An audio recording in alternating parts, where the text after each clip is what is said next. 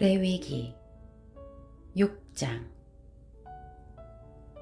여호와께서 모세에게 말씀하셨습니다.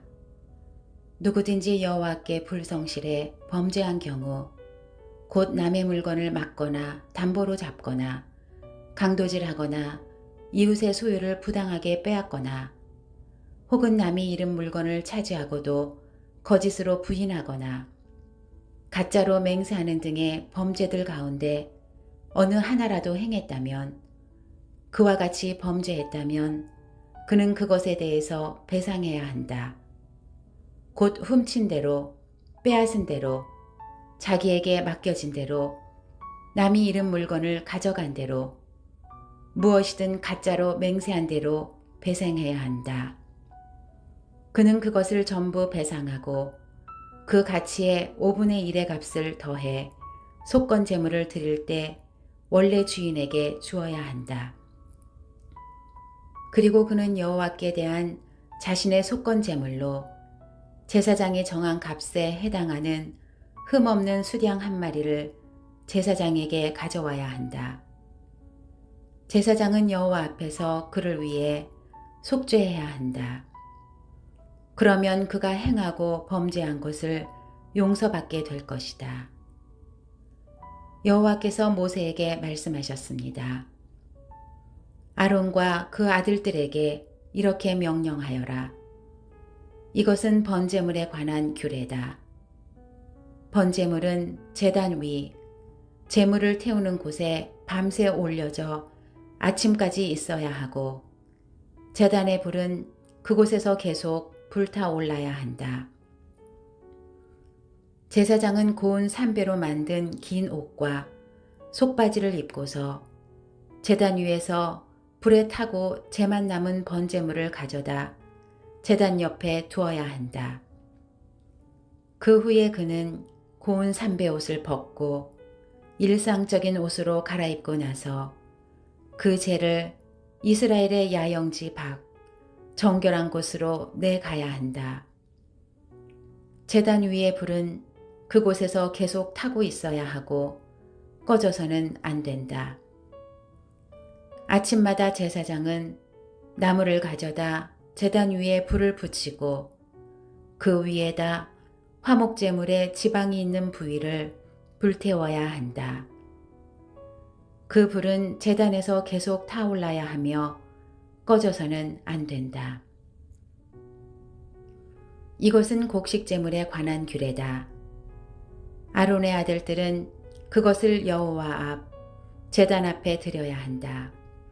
그는 고운 곡식가루 한 줌과 올리브 기름을 가져다 그 곡식 제물 위에 모든 유향을 더해 제단 위에 그것을 기념물로 태워 여호와께서 기뻐하시는 향기를 내야 한다. 아론과 그 아들들이 그 나머지를 먹을 것이며 그것은 거룩한 곳, 곧 회막들에서 누룩 없이 먹어야 한다. 그것은 누룩을 넣고 구워서는 안 된다. 나는 그것을 내 화제물 가운데 그들의 몫으로 주었다. 그러므로 속죄 제물과 속건 제물과 같이 그것은 가장 거룩한 것이다. 아론의 자손들 가운데 남자는 그것을 먹을 수 있다. 이것이 너희 대대로 여호와께 드리는 화제 가운데 그들이 받을 영원한 몫이다. 이 제물에 닿는 것은 무엇이든 거룩하게 될 것이다. 여호와께서 또 모세에게 말씀하셨습니다. 아론과 그 아들들이 제사장으로 임명받을 때 여호와께 바쳐야 할 제물은 이렇다.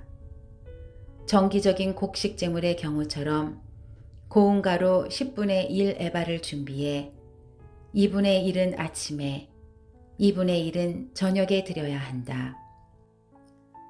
그것을 얕은 철판 위에 올리브 기름을 섞어 만드는데 그것을 잘 반죽해 곡식 제물처럼 잘게 잘라 구워라.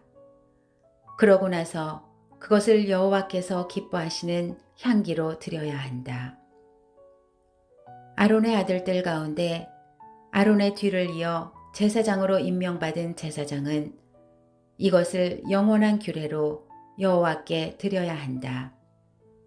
이것은 완전히 불태워야 한다. 제사장이 드리는 모든 곡식 제물은 완전히 불태울 뿐 먹어서는 안 된다. 여호와께서 모세에게 말씀하셨습니다. 아론과 그 아들들에게 이렇게 말하여라.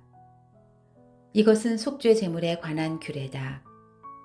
속죄 제물은 여호와 앞 번제물을 잡는 곳에서 잡아야 한다. 이것은 가장 거룩한 것이다. 죄로 인해서 그것을 드리는 제사장은 그것을 먹어야 한다. 그는 거룩한 장소, 곧 회막들에서 먹어야 한다.